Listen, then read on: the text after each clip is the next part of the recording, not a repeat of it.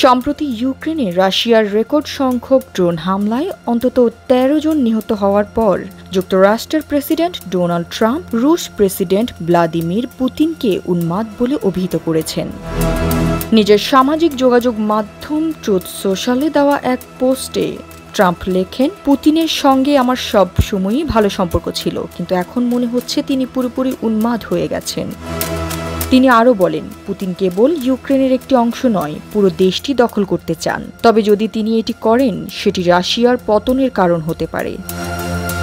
Trump সাধারণত পুতিনের বিষয়ে প্রশংসার সুরে মন্তব্য করে থাকেন, তবে সাম্প্রতিক এই মন্তব্যে তার হতাশা স্পষ্ট।